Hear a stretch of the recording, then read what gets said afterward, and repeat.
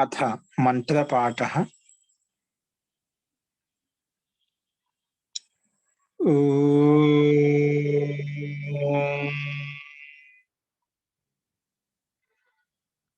सहनाववतु सहनौ भुनक्तु सह वीर्यं करवावहै तेजस्विनावधीतमस्तु मा विद्विषावहै। ॐ शांति शांति शांति।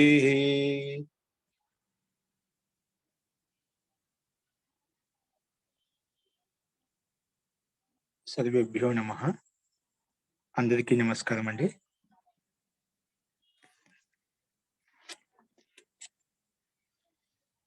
మనము రెండవ అధ్యాయంలో సమాస ప్రకరణం చెప్పుకుంటున్నాము.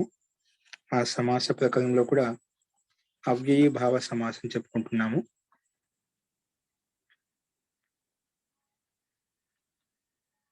తో నిన్న చెప్పిన పాఠంలో ఎవరికైనా ఈ సమాస ప్రకరణంలో సందేహాలు ఉంటే చెప్పండి. నిన్న అనిర్యత్ సమయ యస్య ఛాయామహ లక్షణేనాభిప్రతి ఆభిముఖ్యే అనే సూత్రాలు మనం చెప్పుకున్నాము. అంటే అను యస్య సమీపవాచి తేన లక్షణభూతేన సమర్థేన సుబంతేన సహ విభాష సమస్యతే అవిభావశ్చ సమాసో భవతి అని చెప్పి చెప్పుకున్నాము. అలాగే యస్య ఛాయామహ, ఆయామహ అంటే దీర్ఘవాచి, అంటే దైర్ఘ్యవాచి లక్షణవాచి సుబంతంతో కూడా వికల్పంగా సమాసం అవుతుంది అని చెప్పుకున్నాము. ఇప్పుడు అదే క్రమంలో మనకు భిన్నంగా వేరే అర్థ ప్రస్తావన చెప్తున్నది ఇక్కడ. అదేంటో చూద్దాం. ఫస్ట్ ప్రకృత మనసురామ. చూడండి, మీకు స్లైడ్ మీద కనిపిస్తుంది అనుకుంటాను. 16వ సూత్రం చూడండి. తిష్టద్గు ప్రభృతి నిచ. ఏంటండి?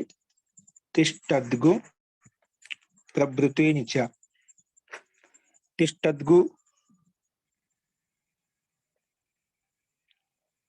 తిష్టద్గు ప్రభృతి నిచలో తిష్టద్గు ప్రభృతిని ఇది ప్రథమ విభక్తి బహువచనం. తిష్టద్గు ప్రభృతిలో ఇది ప్రథమ విభక్తి బహువచనం. అలాగే చ అవ్యయపదం. చ అనేది అవ్యయపదము. అలాగే సమాసం వచ్చేసి తిష్టద్గు ప్రభృతి అనే శబ్దాన్ని ఇక్కడ విడదీసి చెప్పారు. అదేంటో చూడండి. తిష్టద్గు ప్రభృతి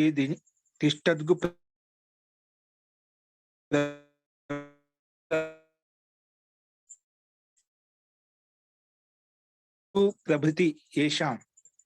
తిష్టద్గు ప్రభృతి ఏషాం తాని ఇమాని తిష్టద్గు ప్రభృతిని.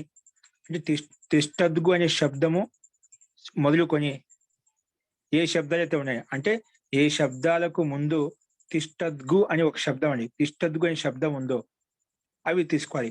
తిష్టద్గు ప్రభృతి అంటే మొదలుకొని ఏషాం శబ్దానం ఏషాం తాని తిష్టద్గు ప్రభృతిని అని చెప్పి ఇక్కడ చెప్పుకున్నామట. అంటే కొంచెం ఘన విశేషంలో కొన్ని శబ్దాలు ఇవ్వబడ్డాయి. ఆ శబ్దాలకు మధ్యలో తిష్టద్గు అనే శబ్దం ఉంది. ఆ శబ్దం నుంచి మొదలుకొని మిగిలిన శబ్దాలు ఏవైతే ఉన్నాయో వాటి నుంచి తిష్టద్గు ప్రభృతిని అని చెప్పి చెప్పబడి అనమాట. అంటే తిష్టద్గు ప్రభృతిని ఇది బహువ్రీహి సమాసం చెప్పుకున్నాము. అనువృత్తి వచ్చేసి అవ్యయీ భావ సమాస. ఈ రెండు అనువృత్తి పైనుంచి వస్తున్నాయి. దీని యొక్క అర్థం వచ్చేసి తిష్టద్గు ఇతి ఇత్యవమాదిని సముదాయ రూపాన్ని అవ్యయీ భావ సంజ్ఞకాని నిపాత్యంతే. ఇక్కడ ఏమన్నానంటే తిష్టద్గు ఇతి ఏవం ఆదిని, అంటే తిష్టద్గు మొదలుకొని శబ్దాలు ఏవైతే ఉన్నాయి ఇత్యేవం ఆదిని అని చెప్పారు. తిష్టద్గు ఇత్యేవం ఆదిని సముదాయ రూపాన్ని, అంటే ఈ సముదాయం ఏవైతే శబ్దాలు ఉన్నాయో సముదాయ రూపాన్ని అవ్యయీ భావ సంజ్ఞకాని నిపాత్యంతే. ఇవన్నీ కూడా అవ్యయీ భావ సమాసం నిపాత్యంతే అంటే నిపాదన చేయబడుతుంది. నిపాదనం అంటే ఇక్కడ ఏంటంటే మనకి ఎక్కడ ఏ విధంగా కావాలో అలాగా తీసుకోబడతాయి. దాన్ని నిపాదన కింద చెప్పుకుంటాం. ఎక్కడ ఏ విధంగా కావాలనో అర్థానుగుణంగా సిద్ధాంతానుగుణంగా అక్కడ ఈ విధంగా మార్చుకున్న దాన్ని నిపాత్యంతే నిపాతనం అని చెప్పి చెప్పుకుంటామట. అది ఇక్కడ తిష్టద్గు ఇతి మాదిని సముదాయ రూపాలు ఏవైతే శబ్దాలు ఏవైతే ఉన్నాయో అవిభావ సంజకాన్ని అవిభావ సంజకాన్ని నిపాతనం పూర్వకం చెప్పుకుంటామట. లేదు వాస్తవంగా లేవు ఇక్కడ, కానీ నిపాతనం ద్వారా మనం చేసుకుంటున్నాం. అందుకే అవిభావ సంజకాన్ని నిపాత్యంతే అని చెప్పి ఇక్కడ సమాసం చేయలేదు, వాటి నిపాతనం ద్వారా మనం కలుపుకుంటున్నాం. నిపాతనం చేత ఈ శబ్దాలకు మాత్రమే కలుపుకొని చెప్తున్నాం. అవిభావ సంజకాన్ని నిపాత్యంతే అంటే అవిభావ సంజ ఇప్పుడు పెట్టుకుంటున్నాం, కానీ నిపాతనం ద్వారా పెట్టుకుంటున్నాం అట. అంటే సమర్థమైన సుబంధము వేరే సుబంధంతో కలిసి పెట్టుకోవడం లేదన్నమాట. ఈ సముదాయంలో ఏవైతే శబ్దాలు ఉన్నాయో వాటికి అవిభావ సంజ అని పేరు వస్తుందని చెప్పి చెప్పుకుంటున్నాం అట. ఓన్లీ ఆ శబ్దాలకు మాత్రమే. అదేవిధంగా ఉదాహరణ ఇచ్చేది ఇక్కడ తిష్టంతి గావో యస్మిన్ కాలే దోహనాయ స తిష్టద్గు కాలః. తిష్టంతి గావ అంటే ఆవులు కూర్చుంటున్నాయి. ఎప్పుడు ఆవులు వస్తున్నాయి, నిలబడుతున్నాయి. తిష్టంతి ఆవులు నిలబడుతున్నాయి. ఎప్పుడు యస్మిన్ కాలే ఏ కాలంలో దోహన యస్మిన్ కాలే దోహనాయ అంటే పాలు పితికే సమయానికి ఏ సమయం అయితే ఉందో ప్రాతకాలం సాయంకాలం అంటే పాలు పితికే సమయానికి ఆటోమేటిక్ గా ఆ కాలం వచ్చినప్పుడు ఆ సమయం వచ్చినప్పుడు సమయానుకూలంగా ఆటోమేటిక్ గా ఆవులు తన పిల్లలకు పాలు ఇవ్వడం కోసము ఆటోమేటిక్ వచ్చి నిలబడిపోతాయని. ఇప్పుడు చాలా ఆవులు మనం చూస్తుంటాం ఇళ్ళలో పెంచుకునే పశువులు ఏవైతే ఉన్నాయో ఆ టయానికి అక్కడ ఆటోమేటిక్ గా వచ్చేసి ఆ యజమాని ఏదైతే ఉన్నదో ఆ స్వామి ఏదైతే ఉన్నదో గౌస్వామి ఏదైతే ఉన్నదో అది కాకుండా ఇంట్లో ఏదైనా కూడా ఆ టయానికి పాలిచ్చటానికి ఆటోమేటిక్ ఎక్కడున్నా కూడా ఆ టయానికి పిల్లలకు పాలు ఇవ్వడం కోసము లేదంటే ఇంట్లో యజమాని వచ్చి చూసుకునేది వాళ్ళ కోసము సహజంగా వచ్చేసి నిలబడుతుంటాయండి. ఆ స్థల విశేషం ఎక్కడైతే ఉందో ఆ స్థల విశేషానికి వచ్చేసి పాలు ఇస్తూ ఉంటాయన్నమాట. ఆ రకంగా అలవాటు అయిపోతుంటాయన్నమాట. అలాగే తిష్టంతి గావ నిలబడుతున్నాయి ఆవులు యస్మిన్ కాలం ఏ కాలంలో అయితే ఎప్పుడు దోహన ఎందుకోసం దోహనాయ అంటే పిండడం కోసము ఏ కాలంలో అయితే పాలు పిండి కోసం ఆవులు నిలబడుతున్నాయో ఆ కాలాన్ని తిష్టద్గు కాల తిష్టంతి గావహ అంటే నిలబడుతున్నాయి. తిష్టంతి అని చెప్పాం అందుకే నిలబడుతున్నాయి. ఎందుకు దోహన కాలంలో అంటే పిండేటువంటి సమయం ఎప్పుడు వచ్చిందో ఆ నిలబడుతున్నాయి. దాన్ని తిష్టద్గు కాల అని చెప్పి చెప్తామట. తిష్టద్గు కాల ఈ తిష్టద్గు అనేది ఇక్కడ అవిభావ సంజ్ఞక నిపాతంలో చేసుకున్నాడు. సమాసం చేయాలంటే కనీసం ఏంటి ఉన్నాయి 2 పదాలు ఉన్నాయి, 2 పదాలు లేవు. సమాసం చేయాలంటే 2 పదాలను ఒకే పదంగా రాసుకుంటాము, 2 విభక్తులు ఒకే విభక్తి రాసుకుంటాము, 2 వచనాలు ఒకే విధంగా వచనంగా రాసుకుంటాం. అలా లేవు కాబట్టి ఇక్కడ శబ్దాన్ని తిష్టద్గు కాల దీన్ని అవిభావ సమాసం కింద అవిభావ సంజ్ఞ కింద పేరు పెట్టుకున్నాం అన్నమాట. అందుకే నిపాత్యంతి అని చెప్పి చెప్పుకున్నాం. ఒకే శబ్దంగా తిష్టద్గు కాల దాన్ని అవిభావ పేరు పెట్టుకొని మనం ప్రయోజన సిద్ధి కోసం ఇక్కడ ఈ రకంగా నిపాతం ద్వారా చెప్పుకోవాల్సి వచ్చింది. అస్తు. అలాగే వహంతి గావో యస్మిన్ కాలే వహద్గు కాలః. వహంతి గావో యస్మిన్ కాలే వహద్గు కాలః వంటి ఇక్కడ కొన్నిసార్లు వహద్గు కాలః వహంతి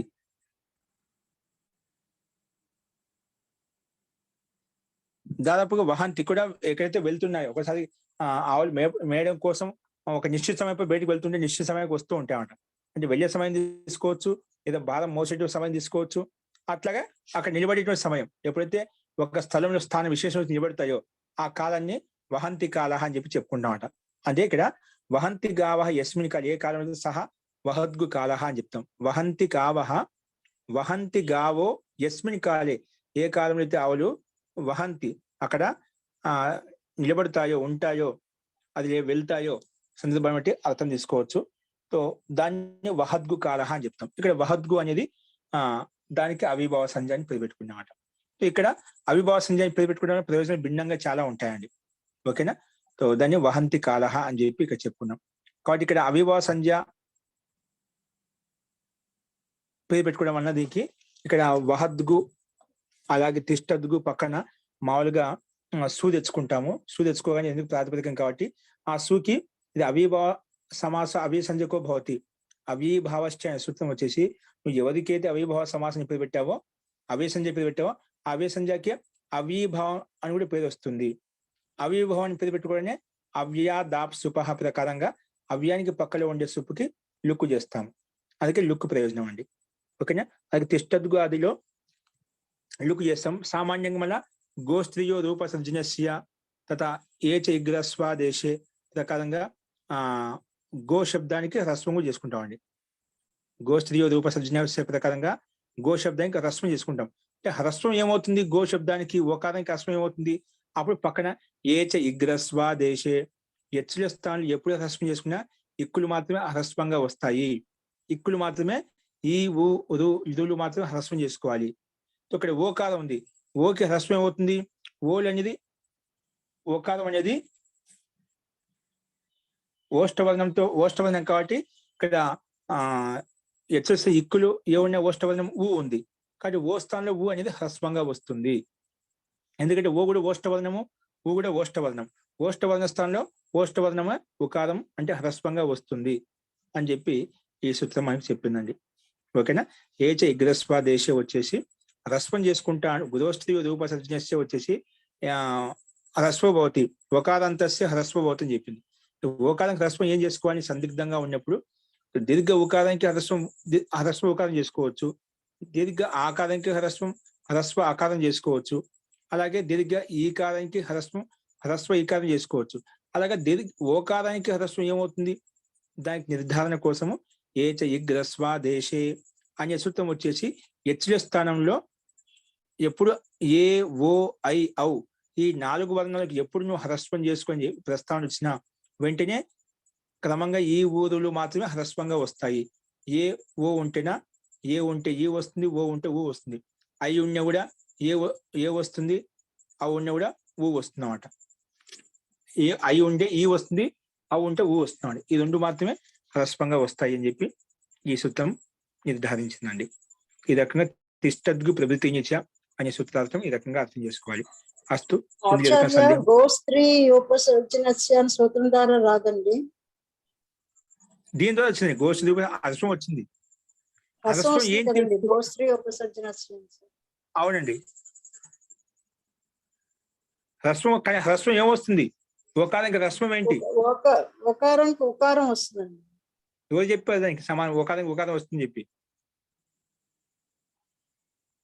ఒకారానికి ఉకారం ఈ సూత్రం చెప్పింది. ఏచ ఇగ్రస్వాదేశే హ్రస్వాదేశే కర్తవ్యే అంటే హెచ్చుల స్థానంలో ఏ ఓ ఐ ఔ ఈ 4 వర్ణాల స్థానంలో ఎప్పుడు నువ్వు హ్రస్వం చేసుకోవాలన్నా వాటికి ఇక్కులు మాత్రం హ్రస్వం చేసుకో. ఇప్పుడు హెచ్చులోకి ఇక్కులు చేసుకోండి. అక్కడ 4 వర్ణాలు ఉన్నాయి, వాటి ఇక్కులు ఏమొస్తాయి? ఇక్కడ 4 వర్ణాలు ఉన్నాయి, ఇక్కడ 4 వర్ణాలు ఉన్నాయి. వాటిలో ఏ దానికి ఏదో వస్తుంది మాకు ఎలా తెలుస్తుంది? అప్పుడు ఏ చేస్తాయి? అప్పుడు స్థానంతరతమ వచ్చేసి స్థానము, ప్రయత్నం, ఆభ్యంతరం ఇవన్నీ కలుపుకుంటేనా ఇది కూడా ఏది ఏ వర్ణానికి సమానంగా ఉందో, ఇది ఓష్టవర్ణం కాబట్టి ఓ అనేది ఓష్టవర్ణం అయితే ఓష్టవర్ణం సమానమైన వర్ణం ఏదైతే ఉందో అది పెట్టుకుంటాం. ఓష్టవర్ణము ఇక్కడ కూడా ఇక్కుల్లో ఈ ఊ ఉదు ఇదుల్లో ఊ మాత్రం ఓష్టవర్ణం. ఓష్టవర్ణ స్థానం సమానంగా ఉంది కాబట్టి అది తీసుకొచ్చి పెట్టుకుంటాం అన్నమాట. రెండు సూత్రాలు వస్తాయండి, ముందు గోస్త్రీ ఉపసర్జన తర్వాత వస్తుందండి. 2 సూత్రాలు వస్తాయి. అది ముందు అశ్వం అవుతుంది చెప్తుంది. అశ్వం అయితే హెచ్చులకు ఏమో హ్రస్వం కావాలి అని చెప్పి వచ్చి వస్తున్నాయి హెచ్గ్రస్వాదేశం అని చెప్పి.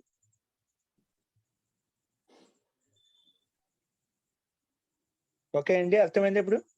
రాజ్యలక్ష్మి గారు అర్థమైంది. జీ అస్తు. నెక్స్ట్ చూడండి. పాదే మధ్యే షష్ట్యావా, పాదే మధ్యే ఉభయత్ర లుప్త ప్రథమాంత నిర్దేశ. ఈ 2 శబ్దాలు ప్రథమ విభక్తి లుప్తం చేశామంట. పాదే మధ్యే ఉభయత్ర లుప్త ప్రథమాంత నిర్దేశ అంటే ప్రథమ విభక్తికి లుప్తం చేశామంటే లోపం చేశాము అంటే లోపం చేసిన శబ్దాలు నిర్దేశించబడ్డాయి. లోపం చేసిన శబ్దాలు ఇక్కడ నిర్దేశించబడ్డాయి. అందుకే లుప్త ప్రథమాంత నిర్దేశ అని చెప్పి చెప్పుకున్నాం. లుప్త ప్రథమాంత నిర్దేశ. నెక్స్ట్ షష్ట్యా. షష్ట్యా తృతీయ విభక్తి ఏకవచనం. షష్ట్యా అనేది తృతీయ విభక్తి ఏకవచనం. నెక్స్ట్ వా అంటే అవ్యపదం.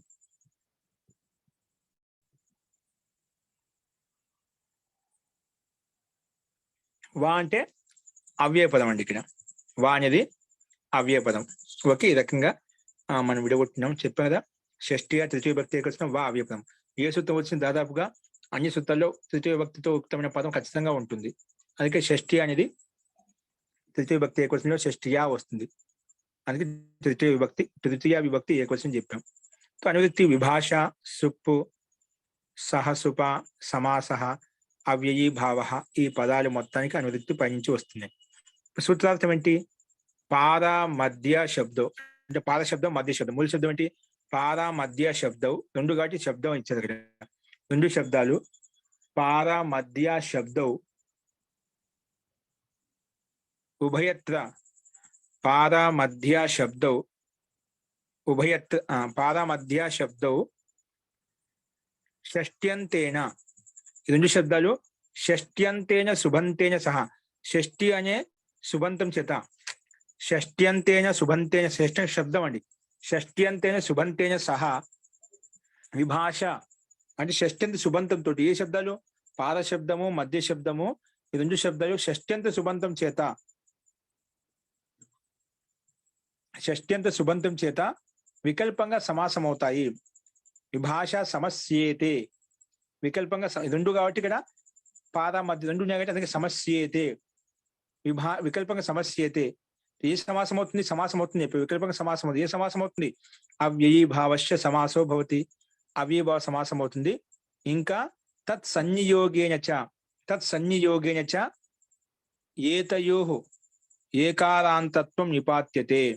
ఇంకా అలాగే ఇక్కడ మనకు సూత్రంలో పారా మధ్య అని అకారం చెప్పిన పారా మధ్య శబ్దం అని చెప్పాం. పారలో అకారం ఉంది, మధ్యలో అకారం ఉంది.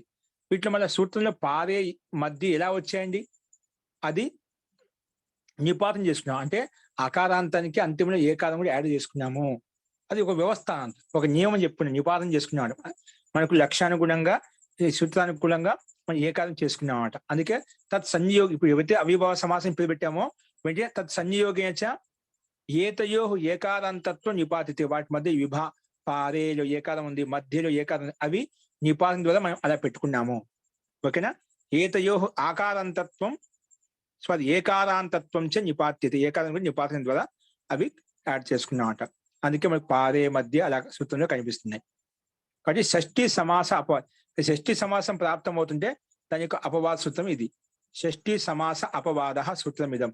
షష్ఠి సమాసానికి అపవాద సూత్రం అంటే ఇది.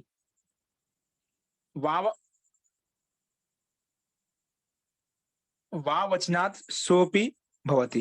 ఇక్కడ సూత్రంలో షష్ఠియా వా అన్నాం కదా, వకార వచనం చేత సూత్రం వా ఎందుకు పడిందంటే ఆ వచనం చేత షష్ఠి విభక్తుడు అవుతుంది. వికల్పంగా చెప్పాం కదా, అంటే ఈ సమాసం వికల్పంగా అవుతుంది, విభాష వస్తుంది కాబట్టి. సో ఒక పక్షంలో విభాష అయినప్పుడు అవిభావ సమాసం అవుతుంది.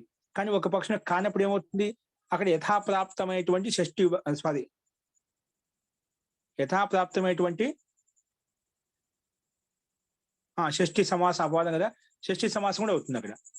ఒక పక్షంలో సామాన్యంగా అవిభావ సమాసం అవుతుంది, ఒక పక్షంలో షష్ఠి సమాసం అవుతుంది అన్నమాట. ఓకే, అందుకే వా వచనాత్ సోపి భవతి అంటే షష్ఠి సమాసం కూడా అవుతుంది. సోపి అంటే షష్ఠి సమాసం అపి భవతి, షష్ఠి సమాసం కూడా అవుతుంది. ఓకే, ఇక్కడ ఏం చెప్పంటే మహావిభాషయా తు విగ్రహ వాక్య వికల్పో భవతి. మహావిభాష మనకు అనువృత్తి వస్తుంది, విభాష కంటే వికల్పంగా అవుతుంది. ఈ మహావిభాషయా తు విగ్రహ వాక్య వికల్పో భవతి. ఇక్కడ విగ్రహవాక్యం అని వికల్పంగా వస్తుంది. మహా విభాషకి సూత్రంలో ఇచ్చినటువంటి విభాష పదానికి ఆధారంగా చేసుకుంటేనా ఇక్కడ విగ్రహవాక్యము వికల్పో భవతి, వికల్పంగా వస్తాయన్నమాట. మహావిభాషయా తు విగ్రహవాక్యో వికల్పో భవతి అంటే వికల్పంగా వస్తుంది. కాబట్టి తేన త్రీని రూపాన్ని సిద్ధ్యంతి. తేన త్రీని రూపాన్ని సిద్ధ్యంతి. కాబట్టి వీటి ద్వారా 3 రూపాయలు సిద్ధిస్తాయన్నమాట. మహావిభాష ద్వారా మనకు ఒక పక్షం సమాస పక్షం, ఒక పక్షం సమాసం కాని పక్షం. ఇక్కడ ఇది షష్ఠి సమాసానికి అపవాద సూత్రం చెప్పారు కాబట్టి అది షష్ఠి సమాసం కూడా ఒక పక్షంలో అవుతుంది. ఈ రకంగా 3 రూపాయలు వస్తాయి. మామూలుగా పాదే మధ్య షష్ఠియావ ప్రకారం వకారం వికల్పంగా వస్తుంది కాబట్టి సూత్రం ఇచ్చిన ప్రకారంగా ఒక పక్షంలో షష్ఠి విభక్తి వస్తుంది. విభాష ప్రకారంగా ఒక పక్షం సమాసం అవుతుంది, ఒక పక్షం కాదు. కాని పక్షం విగ్రహవాక్యం అలాగా ఉంటుంది. ఈ రకంగా 3 రూపాయలు మనకు వస్తాయన్నమాట. కాబట్టి అదేవిధంగా ఇక్కడ అర్థం కూడా చెప్పబడింది.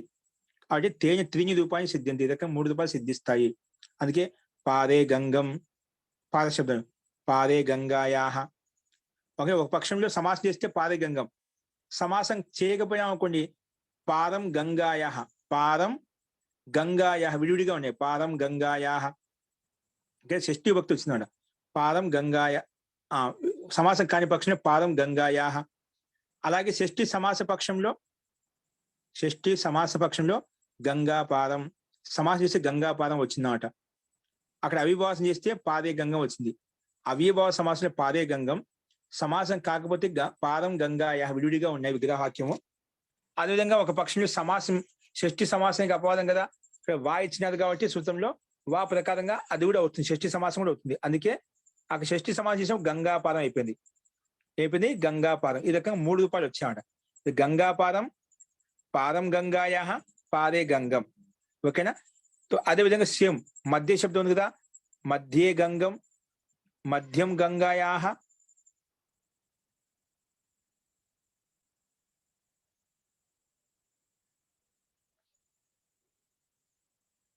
మధ్య గంగం అనేది ఏంటి? సమాసం, అవిభావ సమాసం ఏంది. అవిభావ సమాసంతో పాటు మధ్యలో ఉండే అకారానికి ఏకారం చేసామండి, అందుకే మధ్య గంగం అయిపోయింది అన్నమాట. అలాగే మధ్యం గంగాయాహ, ఇక్కడ విగ్రహవాక్యం విడివిడిగానే ఉందన్నమాట. గంగాయాహ మధ్యం, ఇక్కడ విభక్తి ఎలా పెట్టుకున్నాం?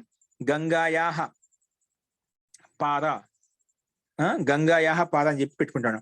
గంగా గస్ పారాసు, అదే గంగా గస్సు మధ్యాసు. ఓకే, గంగాసు గంగా గస్సు మధ్యాసు అలా పెట్టుకుని మనం సమాసము, సమాసం దేవత, ప్రాతిపదిక సంధ్య, సుపులుక్కు, తర్వాత ప్రథమా నిర్దిష్టం సమాస ఉపసర్జనం ప్రకారంగా ఉపసర్జనం ముందుకు వస్తేనా ఈ రకంగా పారే గంగం కానప్పుడు పారం గంగాయాహ. షష్ఠి సమాస పక్షంలో గంగాపారం, ఇక్కడ సామాన్యంగా సూప్ స్థానంలో అమొచ్చి అమిపూర్వ ప్రకారంగా గంగాపారం అయిపోతుంది. అదే పారే గంగం కూడా సేమ్ అదేవిధంగా ఇక్కడ పారే గంగంలో నా అవిభావ సమాసం కాబట్టి నా వ్యయి భావ దత్వంతో పంచమ్యా ప్రకారంగా అమ్మ వస్తుంది, సూస్థానం అమ్మ వస్తుంది. ఇక్కడ మాత్రం సామాన్యంగా అతోం ప్రకారంగా షష్ఠి సమాస పక్షంలో అతోం ప్రకారంగా వస్తుంది అన్నమాట.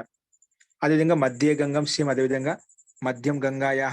షష్ఠి సమాస పక్షంలో గంగా మధ్యం, గంగా మధ్యం, ఈ విధంగా గంగాపారం అనే కదా గంగా మధ్యం. షష్ఠి గంగాయా మధ్యం, గంగా మధ్యం, గంగాయా పారం, గంగాపారం. ఇక గంగాంగస్సు పారస్సు అని పెట్టుకుంటామండి. షష్ఠి సమాస పక్షంలో గంగాంగస్సు పారాస్సు, అదే గంగాంగస్సు మధ్యాస్సు.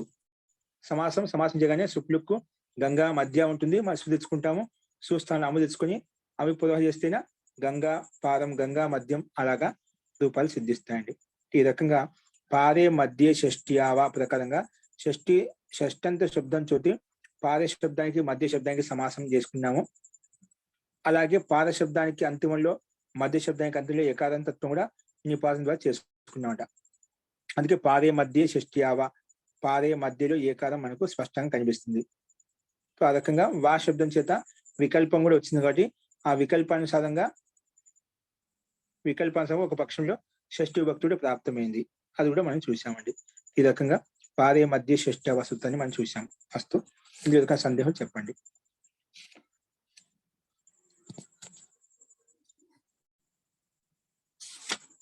అస్తు, ప్రకృతమా స్లైడ్ మార్చండి. నెక్స్ట్ వచ్చేసి సంఖ్య వంశేన. ఇక్కడ చూడండి, మనకు ఉపసర్జనం పూర్వం ముఖ్యంగా చెప్పారా, అతోం ప్రకారంగా షష్ఠి సమాసంలో అతోం అంటే సూస్థంలో అమ్మ వస్తుంది, అవి పూర్వ చేసేసుకుంటామండి.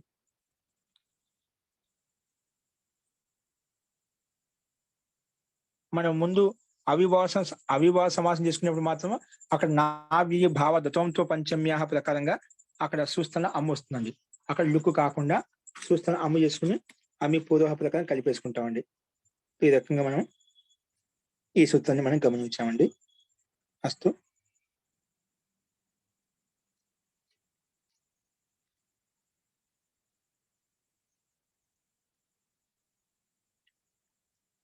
ఇక గంగాపారం, గంగా మధ్యం అంటే గంగాకి మధ్యలో అని అర్థం.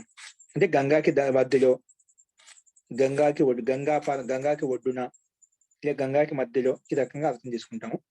ఫస్ట్ నెక్స్ట్ చూడండి 18వ సూత్రము. సంఖ్యా వంశేన. సంఖ్యా ప్రథమ విభక్తి ఏకవచనము, వంశేన తృతీయ విభక్తి ఏకవచనం. తృతీయ విభక్తి వచ్చింది అన్నమాట. సంఖ్యా ప్రథమ విభక్తి ఏకవచనము, వంశేన తృతీయ విభక్తి ఏకవచనము. ఇక్కడ చూడండి, ఏదైతే ప్రథమ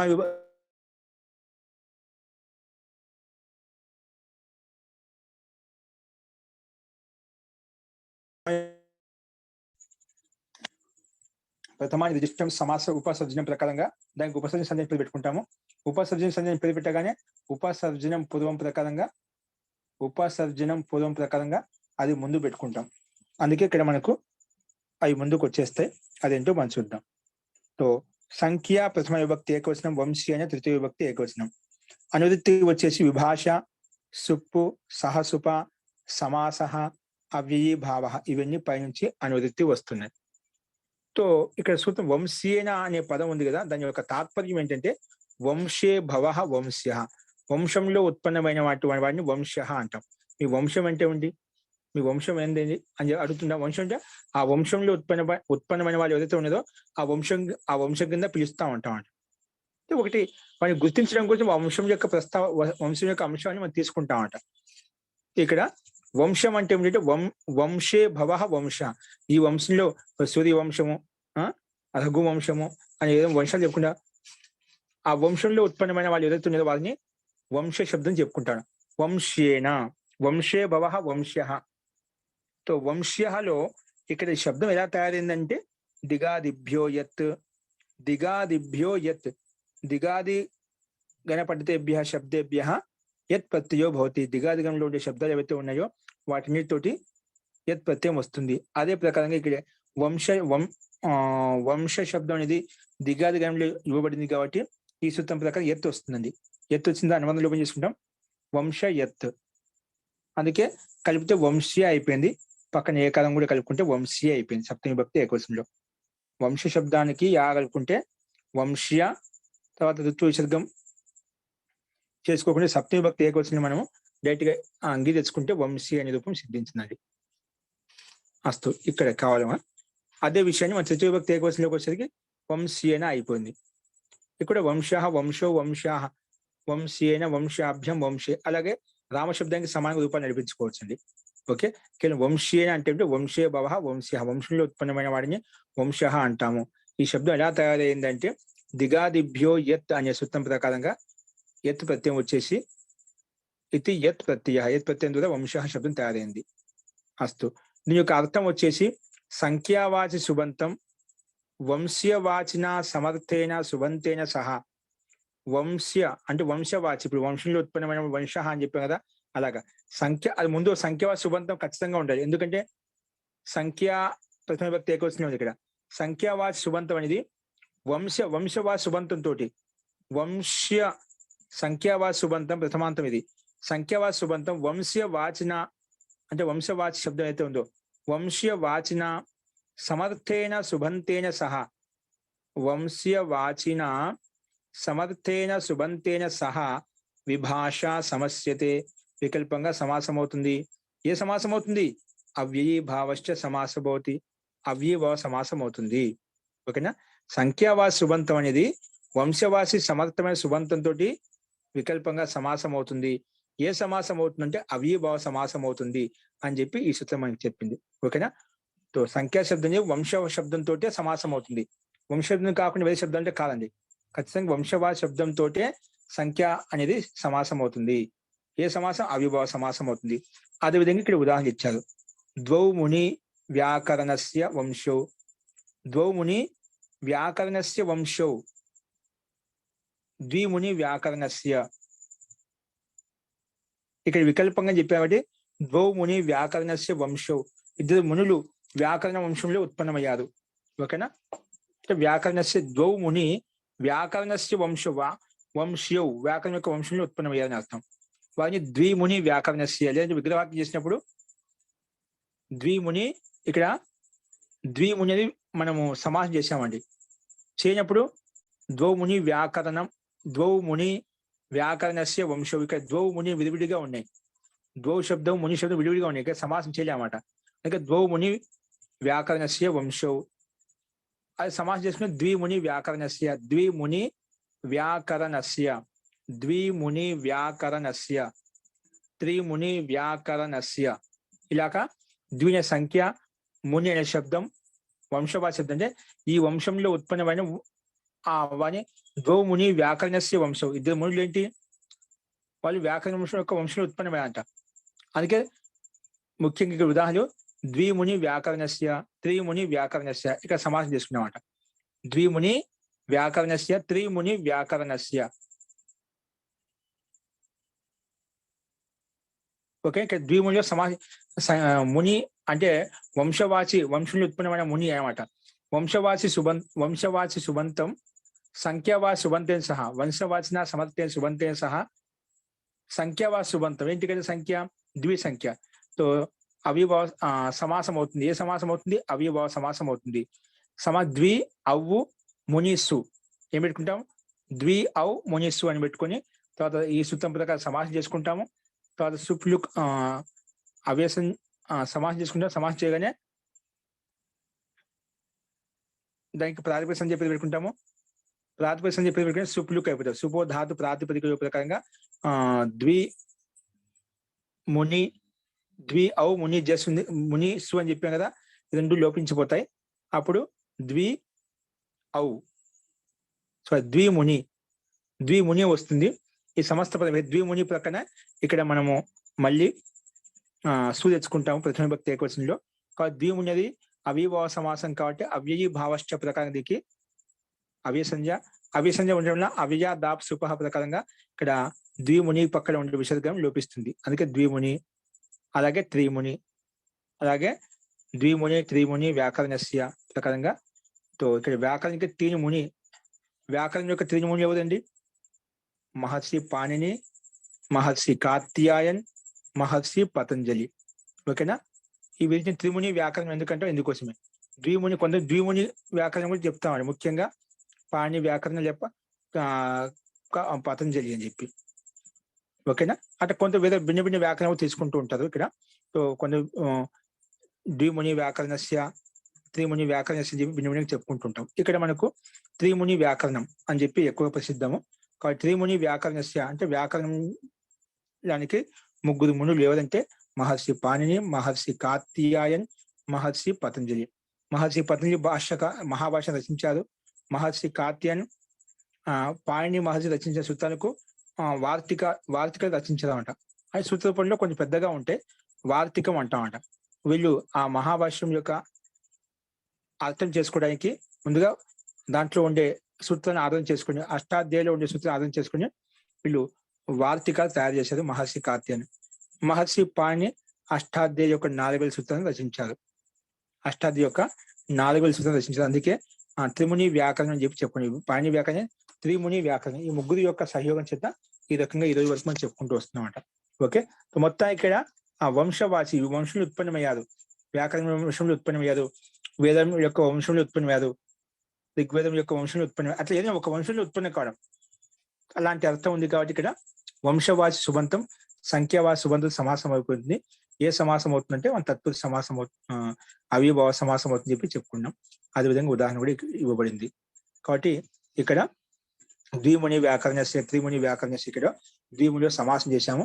సమాసం చేయగానే దీనికి అవిభావ సమాసం కాబట్టి అవ్యసంజ కూడా ఉంది. అవ్యయం పక్కన వచ్చేసి కూడా లుక్ చేసుకుంటే ద్విముని అలాగే ఉండిపోయింది. అలాగే త్రిముని కూడా సేమ్ అదే విధంగా ఉంటుంది. ఓకే, సో ఇక్కడ ఈ రకంగా ఈ సూత్రం యొక్క అభిప్రాయం చెప్పుకున్నాము. వంశ అంటే ఏమిటి? విద్య अथवा जन्म से प्राणियों में एक रूपता होने को कहते हैं. सो उदाहरण में दोनों मुनियों की विद्या से समानता होने से एक ही वंश है. कई త్రిముని వ్యాకరణ ద్విముని వ్యాకరణం అంటాం కదా, ఇద్దరు మునులకు వ్యాకరణం అనేది రెండు ప్రధాన అంశంగా ఉంది. కాబట్టి ఈ వ్యాకరణ వంశం యొక్క వంశంలో ఉత్పన్నమయ్యారు. మనకు వంశం ఎలా ఉంటుంది? ఒకటి విద్యా వంశం ఉంటుందండి, ఒకటి యోని వంశం అంటే మనిషి యోనిలోకి వెళ్ళిన పశువుని కూడా యోని వంశంలో విద్యా వంశం. విద్యా వంశం ఎలా అంటే ఇప్పుడు ఒక ఆచార్యుడు 10 మంది శిష్యులకు చెప్పారు, మళ్ళీ 10 మంది శిష్యులు ఇంకా 10 మంది శిష్యులను తయారు చేస్తారు, వాళ్ళు ఇంకా 10 మంది తయారు చేస్తారు. అది విద్యా వంశం అన్నమాట. ఇది యోని వంశం అంటే ఒక తండ్రి ఒక సంతానం ఉత్పత్తి చేస్తాడు, మళ్ళీ ఆ సంతానమే ఇంకో సంతానం ఉత్పత్తి చేస్తుంది, ఆ సంతానం ఇంకొక సంతానం, అలాగా ఆ సంతాన పరంపర ఏదైతే ఉండో అది యోని వంశం అంటాము. ఇది విద్యా వంశం అంటామన్నమాట. అలాంటి వంశంలో ఉత్పన్నమైనటువంటి వంశవాసి అనే శబ్దం అయితే ఉందో అది సంఖ్యావాసి శుభంతో సమాసం అవుతుంది చెప్పి ఏ సమాసం? అవిభావ సమాసం అవుతుంది. ఇక్కడ ఆ వంశంలో ఉత్పన్నది ఇద్దరు త్రిముని వ్యాకరణ ఆచార్యులు కాబట్టి పతంజలి మహర్షి పాణిని. కాబట్టి ఇక్కడ ద్విముని వ్యాకరణం లేదా కార్తీయాన్ని కలుపుకుంటే త్రిముని వ్యాకరణం అని చెప్పి మనం చెప్పుకున్నామండి. సో ఇక్కడ వంశం అంటే ఏం తీసుకోవాలంటే ఏ వంశం అంటే విద్యా వంశం తీసుకోవచ్చు, అలాగే యోని వంశం తీసుకోవచ్చు. మనుష్య వంశంలోకి వెళ్తున్నారా, పశు వంశంలోకి వెళ్తున్నారా, వృక్ష వనస్పతి వంశంలోకి వెళ్తున్నారా, ఏ వంశంలోకి వెళ్తున్నాడు వాళ్ళ కర్మశని బట్టి కర్మను బట్టి ఎవరిని ఎక్కడ పంపించాలో ఆ వంశంలోకి వెళ్ళిపోతారు. ఇక్కడ వంశ విద్య अथवा जन्म से प्राणियों में एक रूपता होने के होते, प्राणियों में एक रूपता होने को कहते. ప్రాణి మధ్య పరస్పరం ఒకే రూపత, ఒకే విధానత, ఒకే నియమం ఉండే విధంగా చెప్పడం కోసమే ఈ రకంగా వంశ శబ్దాన్ని ఉపయోగిస్తాం అనమాట. సో ఉదాహరణ మీద దో మునియోం విద్యాసే, ఇద్దరు మునికు విద్య సమానత ఉంది కాబట్టి ఏకి వంశ అంటే ఆ వంశంలో సమానంగా ఉత్పన్నం ఏదంటే అదే వంశంలో మీరు లక్ష్యానికి అనుగుణంగా పనిచేస్తున్నారు కాబట్టి దాంతో ఒకే వంశంగా భావిస్తామట. కాబట్టి దో మునియోంకి విద్యాసే సమానత హోనేసే, ఇద్దరు మునులకు విద్య సమానంగా ఉండటం వలన ఏకి వంశ అంటే విభక్తి యుక్ హి సమాసకు ప్రయోజనం. ఏకి వంశంగా చెప్పుకుంటాము.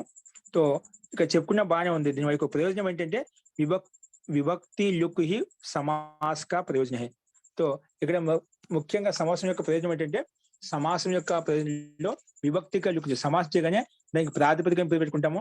ఆ ప్రాతిపదికంలో ఉండే అవయవాలకి లుక్ చేస్తాం అనమాట, అవయవాలకి లుక్ చేస్తాం. అందుకే ఇక్కడ విభక్తి లుక్ హి సమాస్ కా ప్రయోజనం. విభక్తిలో మధ్యలోని విభక్తిని లుక్ చేయడమే సమాసం యొక్క ముఖ్య ప్రయోజనం అని చెప్పి ఈ సూత్రార్థం మనకు చెప్పిందండి. అస్తు. వంశం అంటే ఒకటి విద్యా వంశము, శిష్య పరంపరతో ఆ వంశం స్టార్ట్ అవుతుంది. శిష్యులకు ప్రశిష్యులు, శిష్యులకు శిష్యులు, శిష్యులకు శిష్యులు అక్కడ ప్రశిష్యులు తయారవుతూ ఉంటారు. ఈ రకంగా అది కూడా ఒక వంశము, అది విద్యా వంశము.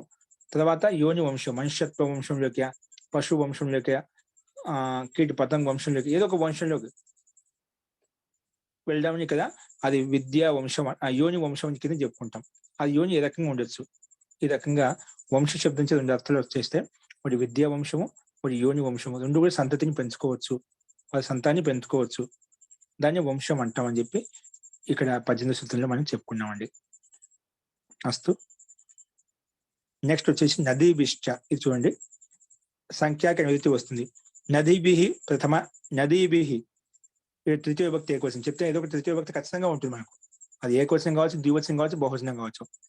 నదీభిహి తృతీయ విభక్తి ఏకవచనం అండి, సారీ బహువచనం. చ అవ్యపదం. నదీభిహి తృతీయ విభక్తి బహువచనము, చ అవ్యపదము. చ అనేది అవ్యపదము.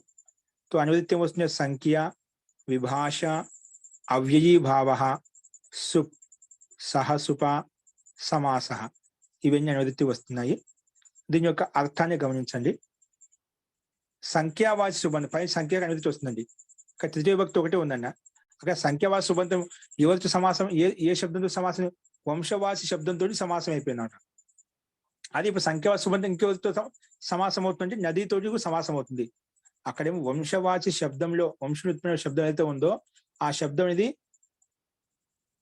సంఖ్యావాచి శబ్దం, సంఖ్య అయితే ఉందో వంశంలో ఉత్పన్న శబ్దంతో సమాసం అయిపోయింది చెప్పాం.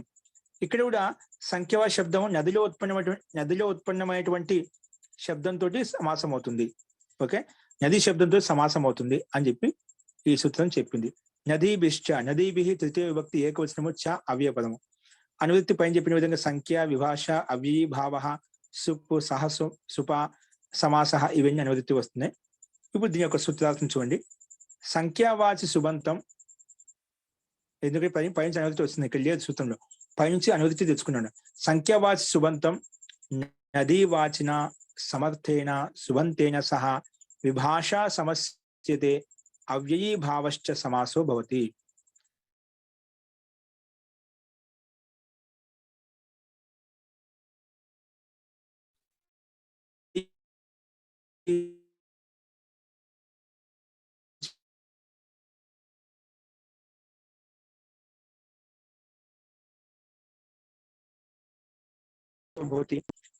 ఏ సమాసం అవుతుంది?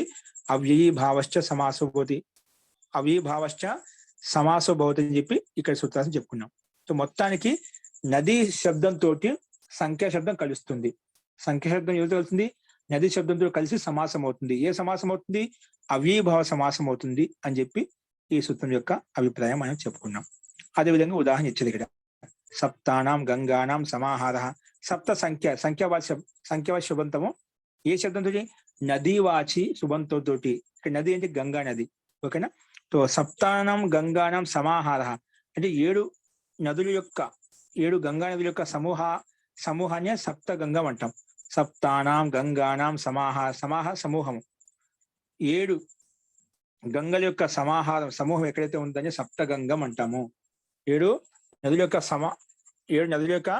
సమూహం అనేది ఎక్కడైతే ఉంటుందో దాన్ని సప్త గంగం అంటాం అన్నమాట.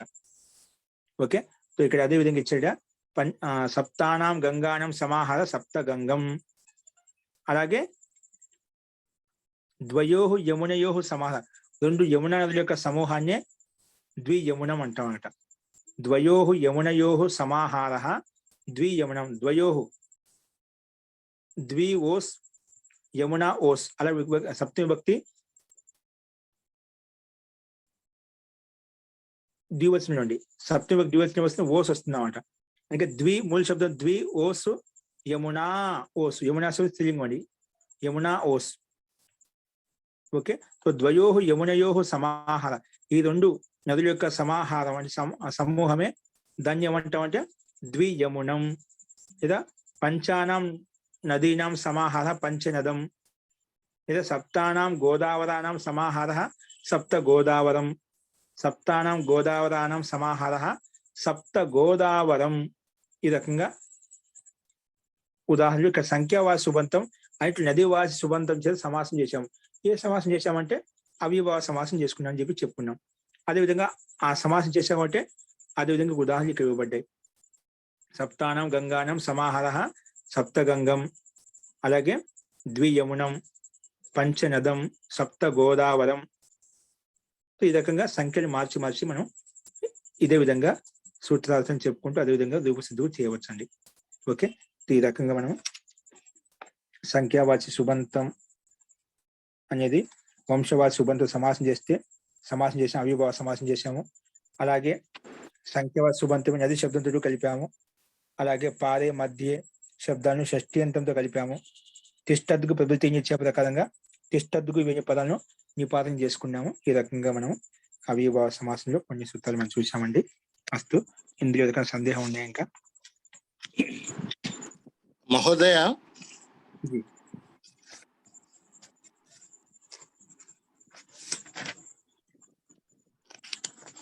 మహోదయ, ఇక్కడ అనువృత్తిలో విభాష అనేది అనువృత్తిగా వస్తుంది కదా?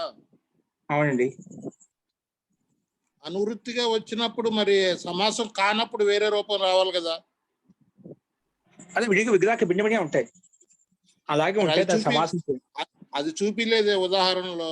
రెండో రూపం రెండో ప్రయోజనం అంటే ఏం లేదు కాబట్టి అలాగే పెట్టారన్నమాట. అందుకే విగ్రహవాక్యం ఉంటుంది. విభాష అన్నప్పుడు సమాసం అయినప్పుడు ఒక రూపం, సమాసం కానప్పుడు ఇంకొక రూపం, 2 రూపాలు వస్తాయి కదా.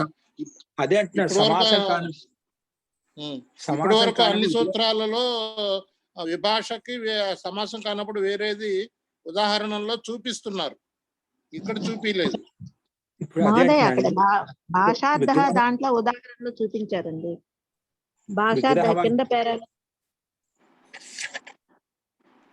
కింద పేరాల ఉదాహరణ ఉంది కదా, సప్తానాం గంగానాం సమాహార సప్త గంగం. తర్వాత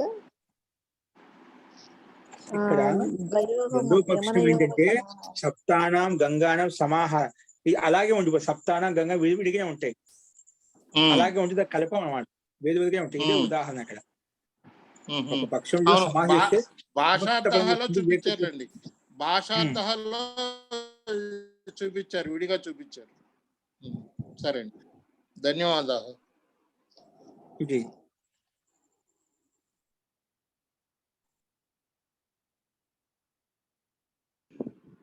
మీకు సప్త గంగం అంటే ఇవి హరిద్వారంలో ఉన్నాయంట. హరిద్వారంలో అంటే 7 నదుల యొక్క ధార, అంటే 7 నదుల నుంచి ప్రవహించే ధారని ఒకే చోట కలుస్తాయన్నమాట. దాన్నే సప్త గంగం అంటామన్నమాట. అలాగే ద్వియమునయో సమాహార ద్వియమునం, 2 యమున నదుల యొక్క శాఖలు ఏకైతే ఒక చోట కలుస్తాయో దాన్ని ద్విశాఖ అంటే ద్వియమునం కింద చెప్పుకుంటాం. అలాగే పంచనదం, 5 నదుల యొక్క సంగమం ఎక్కడైతే దాన్ని పంచనదం కింద చెప్పుకున్నాం. 5 నదుల యొక్క సంగమ స్థలం అంటే 5 నదుల యొక్క నీరు ఎక్కడైతే ఒక చోట కలుస్తుందో దాన్ని పంచనదం అంటామట. అంటే సంగమ స్థలం ఎక్కడ దాన్ని పంచనదం కింద చెప్పుకుంటాం. అలాగే సప్త అట్లా 3 గోదావరి. నదులు అలహాబాద్ లో కలుస్తాయి కదండి. అలహాబాద్ లో కూడా, అలహాబాద్ లోనే గయలో గాని గంగా యమున సరస్వతి 3 కూడా గురుగారు. అవునండి. యమున అలాగే త్రివేణి సంగమం, త్రివేణి ఇది సంగమం అంటారు కదా. యమున అలాగే త్రినదం అని చెప్పుకోవచ్చు. పంచనదులు లేకుండా త్రివేణి సంగమం, త్రివేణి సంగమం త్రినదం కింద చెప్పుకోవచ్చు మరి. ఓకేనా? అది సంఖ్య త్రినదం, త్రయాణం నదునాం సమాహార త్రినదం అని చెప్పి మనకు చెప్పుకోవచ్చు.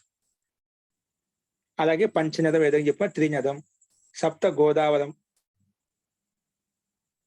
అంటే గోదావరి నది యొక్క 7 ధారలు ఎక్కడైతే ఉన్నాయో దాన్ని సప్త గోదావరి కింద చెప్పుకుంటాం అన్నమాట. ఓకే, ఈ రకంగా మనం వీటి యొక్క అర్థం తీసుకోవాలి. పంచనదం సప్త గోదావరిలో మాత్రం గోదావరియాశ్చ నద్యాశ్చ ఇది ఒక కారిక ఉన్నది. గోదావరియాశ్చ నద్యాశ్చ పూర్తిగా ఇవ్వలేదు ఇక్కడ. ఈ కారిక చేత సమాసాంత అచ్చు ప్రత్యయం వస్తుంది. సమాసానికి అంతిమంలో అచ్చు ప్రత్యయం తీసుకొచ్చేసి యస్యేదిచ ప్రకారంగా ఆ ముందున్నటువంటి పదానికి అంతిమంలో ఉండే ప్రకారం ఈ కాలానికి లోపం చేస్తే మనకు పంచనదం సప్త గోదావరం ఈ 2 రూపాయలు సిద్ధిస్తాయండి. ఏంటి? గోదావరియాశ్చ నద్యాశ్చ, గోదావరియాశ్చ నద్యాశ్చ ఈ 2 ఇదంతా ఒకే కారిక కింద వస్తుంది. ఈ కారిక సమాసానికి అంతిమంలో అచ్చు తెచ్చుకొని అచ్చుకు అనుమతి వేసుకుంటే ఆ మిగులుతుంది. అనేది అకారాది ప్రత్యయం కాబట్టి యస్యేదిచ ప్రకారంగా ఎవరన్నా యకారాది అజాది స్వాది ప్రత్యయం పక్కన ఉంటే ముందున్నటువంటి భాసంజకస్య అంగస్య వివర్ణాంతస్య అవర్ణాంతస్య అంగస్య లోపబోతే ఉంటుంది.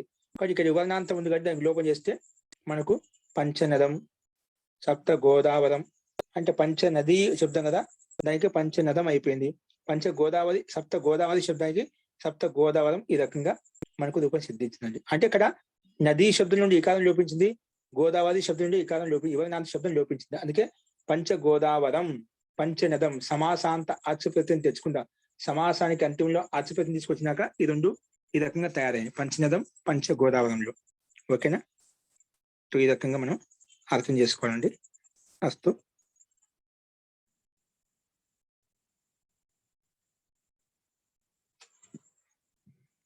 ఓకే అండి.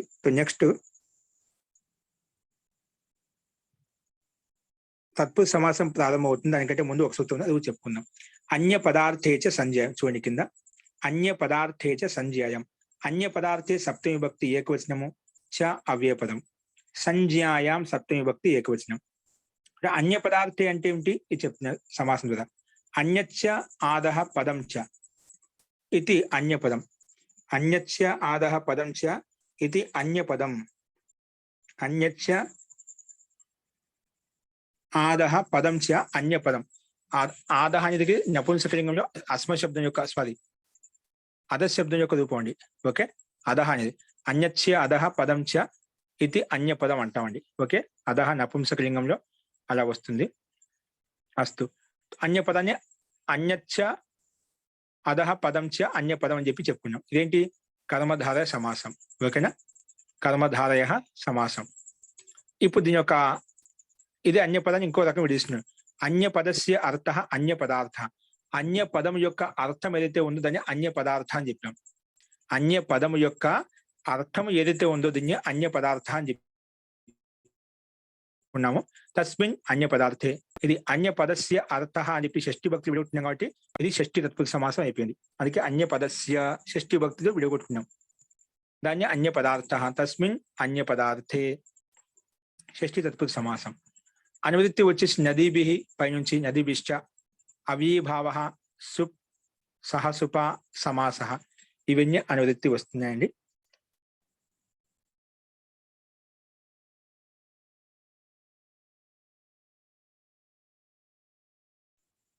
ఇప్పుడు అర్థం గమనించండి.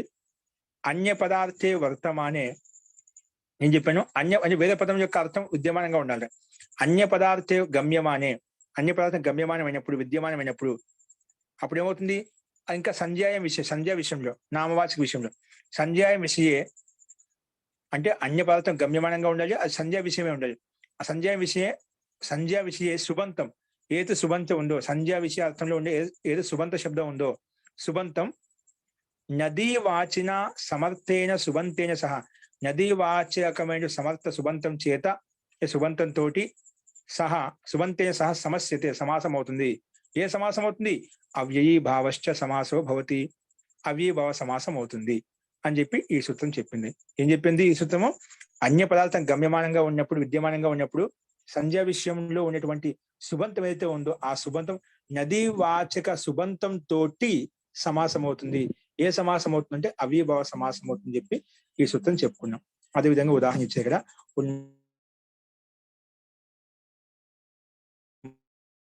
ఉన్మత్త గంగం అంటే ఏ దేశంలో అయితే గంగా అనేది ఉన్మత్తంగా ప్రవహిస్తుందో దాన్ని ఉన్మత్త గంగం అంటే గంగా అనేది ఒకసారి ఎక్కువ వర్షాకాలం ఎక్కువ ప్రవహిస్తూ ఉంటున్నమాట, ఉన్మత్తంగా ప్రవహిస్తూ భయంకరంగా ప్రవహిస్తూ ఉంటున్నమాట. దాన్ని ఉన్మత్త గంగం అంటాం. అందుకే ఏ దేశం మీద గంగా ఉన్మత్తంగా ప్రవహిస్తుందో దాన్ని ఉన్మత్త గంగం అంటాం. అలాగే లోహిత గంగం, దాన్ని అంటే ఎక్కడైతే ఛాయ నది యొక్క నీరు అనేది లోహిత వర్ణంలో, రక్తవర్ణంలో ఏ విధంగా ప్రవహిస్తూ ఉంటాయో, అంటే సూర్యుని యొక్క కిరణాలు పడ్డప్పుడు ఆ రంగులో ఆ రకం కనిపిస్తూ ఉంటాయండి ఒక్కొక్కరు ఒక్కొక్క ప్రాంతంలో. సో లోహిత గంగం, ఓకే, ఆ రకంగా నీరు ప్రవహిస్తూ ఉంది, రక్తవర్ణంలో ఇది ప్రవహిస్తూ ఉంటుంది, అని లోహిత గంగం అని చెప్పి చెప్పుకున్నామండి. ఓకే, ఈ రకంగా ఉన్మత్త సు గంగా సు అని పేరు పెట్టుకుని మధ్యలో ఉండే విభక్తులు సమాసం చేసుకుంటాం ఈ సూత్రం ప్రకారంగా. ఎందుకంటే ఉన్మత్త గంగం అంటే ఇక్కడ శబ్దాల్లో మనకు అర్థం రాలేదండి, అన్య పదార్థం గమ్యమానంగా ఉంది. ఉన్మత్త గంగం అంటే ప్రవహిస్తుంది ఎక్కడైతే, ఏ స్థలం ఉన్మత్త గంగ అంటే గంగ అనేది ఎక్కడైతే ప్రవహిస్తుందో, ఏ స్థల విశేషంలో ప్రవహిస్తుందో, అంటే అన్య పదార్థం గమ్యమానమైంది సంజయ విషయం కాబట్టి ఉన్మత్త గంగం లోహిత గంగం అనేది. కాబట్టి ఇక్కడ ఉన్మత్త అనే శబ్దము నదీవాసి శబ్దంతో, నదీవాసి శబ్దం గంగా శబ్దంతో సమాసం చేశాం. అంటే ఉన్మత్తం అనే సుబంతము అనేది సుబంతాన్ని సమాసం చేస్తే ఉన్మత్త గంగం లోహిత గంగం అలాగా రూపాలు సిద్ధించాయండి. ఓకేనా? ఇక్కడ अन्य पदार्थ गम्यमान होने पर भी संज्ञा विषय में सुबंत का नदीवाच समर्थ सुबंतंతో సమాసమైంది. और ये समासమైంది और वह अविभाव సమాసమైంది. यहाँ विभाषा के आने पर भी नित्य समास ही होता है. కానీ ఇక్కడ విభాషకి అనువృత్తి మహావిభాషకు అనువృత్తి వస్తున్నప్పటికీ కూడా ఇక్కడ వికల్పం చూపించలేమట. కానీ ఇక్కడ నిత్య సమాసం అవుతుంది. సామాన్యంగా దాదాపు అన్నిట్లో అనువృత్తి వస్తుంది అంటే విశిష్ట నియమం కారణంగా విశిష్ట సందర్భాన్ని బట్టి ఇక్కడ నిత్య సమాసం చేసుకున్నాం. విభాష యొక్క అనువృత్తి మనకు ఇక్కడ ఉపయోగించబడలేదు. అందుకే నిత్య समास ही होता है क्योंकि विग्रह वाक्य से संज्ञा की प्रतीति ही नहीं हो सकती. ఒకవేళ ఒక పక్షంలో విభాష అని చెప్పాము, ఒక పక్షంలో విగ్రహవాక్యం అలాగా ఉంటుంది అనుకోండి. విగ్రహవాక్యం అలాగా ఉన్నప్పుడు దాని యొక్క నామవాచక అర్థం బోధింపబడదు. సమస్త పదమే నామవాచక అర్థాన్ని బోధిస్తున్నామట. అందుకే మనకేం చెప్పుకున్నాము, అన్య పదాలతో గమ్యమానంగా ఉండాలి. సంజ్ఞా విషయంలో సంజ్ఞా అర్థాన్ని నామవాచక అర్థం బోధించాలి. కాబట్టి మనం విగ్రహవాక్యం ఎలా పెట్టుకుంటే అది బోధించబడదు. అందుకే ఇక్కడ నిత్య సమాసం చేసుకున్నాము. ఓకే, అందుకే విగ్రహవాక్య సంజ్ఞాకి ప్రతీతి హీ నహీ హో సక్తి అతః हम अनुवृत्ति में विभाषा पद नहीं लाए हैं. కాబట్టి ఇక్కడ అందుకే ఈ సూత్రం యొక్క అనువృత్తిలో మనం విభాషకి అనువృత్తి తీసుకుంటారు. మిగతా అన్ని చోట్ల విభాషకి మహావిభాష మహా అధికారం నడుస్తుంది కదా, 2వ అధ్యాయం 29 సూత్రం వరకు నడుస్తుందన్నమాట. కానీ ఇక్కడ నిత్య సమాసం ఎందుకు, విగ్రహవాక్యంలో సంజ్ఞా విషయం యొక్క అర్థం ప్రతీతం కాదు కాబట్టి ఇక్కడ యుక్తి సంగతం ఉండదు కాబట్టి ఇక్కడ విభాష శబ్దానికి అనువృత్తి చేసుకోలేదు. ఇక్కడ మండుక పృతగతి న్యాయం ప్రకారంగా ఇక్కడ జంప్ చేస్తూ సూత్రం ముందుకు వెళ్ళిపోతున్నాం అంట. అంటే ఇక్కడ ఈ సూత్రంలో విభాష శబ్దం యొక్క అనువృత్తి కూర్చోదు, డైరెక్ట్ గా ముందుకు వెళ్ళిపోతుంది. అస్తు అందుకే ఇక్కడ మహావిభాష లేదు కాబట్టి ఒకే ఉదాహరణ చూపించదు, వికల్ప పక్షం చూపించలేదు. ఓకే, ఉన్మత్త గంగం లోహిత గంగం. రూపసిద్ధి గంగా శబ్దంతో లోహిత శబ్దానికి, గంగా శబ్దంతో ఉన్మత్త శబ్దానికి సమాసం చేసుకున్నాము. విభక్తి లుక్ చేసుకుంటాం మధ్యలో. సుస్థానంలో అతోం ప్రకారంగా అమ్మ వస్తుంది, అమ్మి పూర్వహ ప్రకారం కలిపేస్తే ఉన్మత్త గంగం, అలాగే సేమ్ లోహిత గంగం కూడా అదే విధంగా అర్థం చేసుకోవాలి. అస్తు ఈ రకంగా మనం అవిభావ సమాస ప్రకారాన్ని ఇక్కడి వరకు కంప్లీట్ చేసుకున్నాము. అస్తు రేపు నెక్స్ట్ తత్పురుష సమాస ప్రకారం ఎలా ఉంటుంది, తత్పురుష సమాసం ఎలా అవుతుంది, దాని యొక్క నియమాలు ఏంటి అని రేపు చూద్దామండి. అస్తు ఇందులో ఎదుర్కొన్న సందేహం చెప్పండి.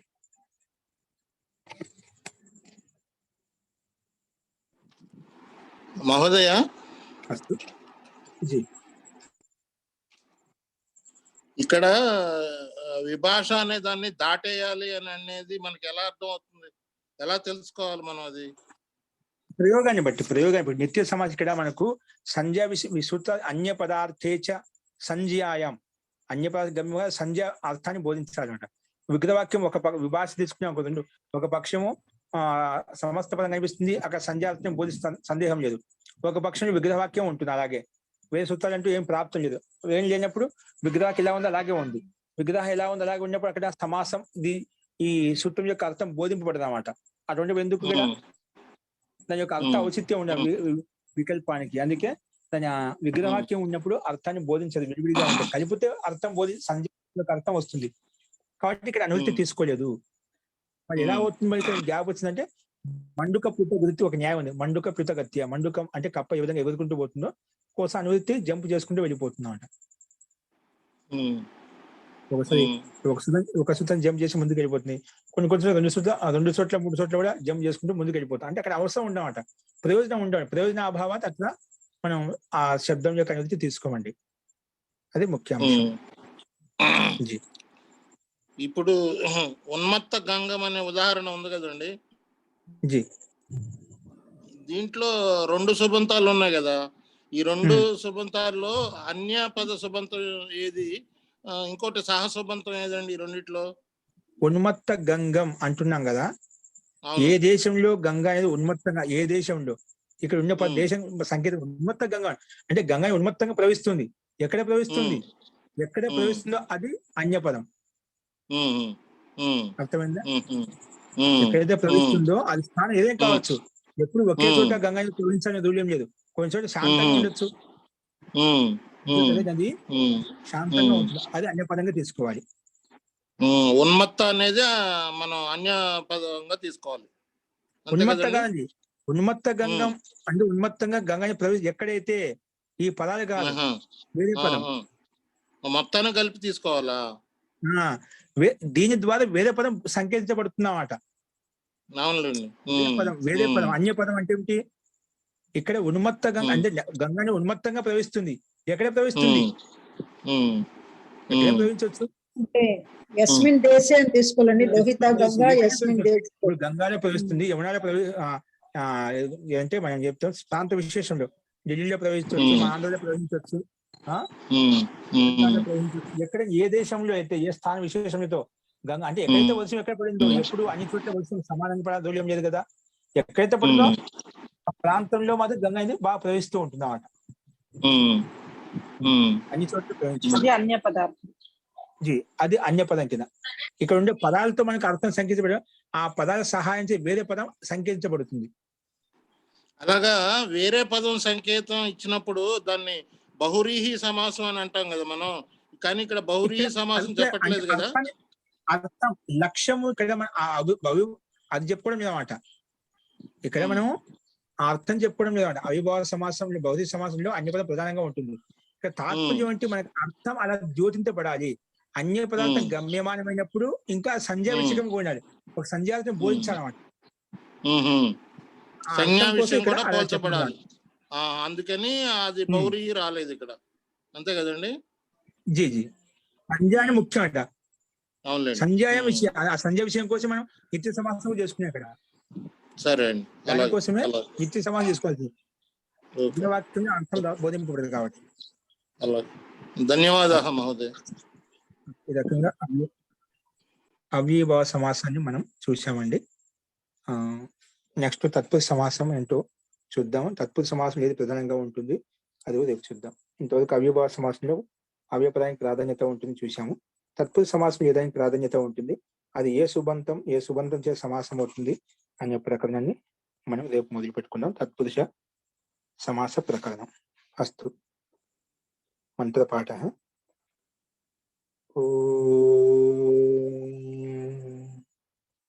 సర్వే భవంతు సుఖినః, సర్వే సంతు నిరామయాః, సర్వే భద్రాణి పశ్యంతు, మా కశ్చిద్ దుఃఖభాగ్ భవేత్. ఓం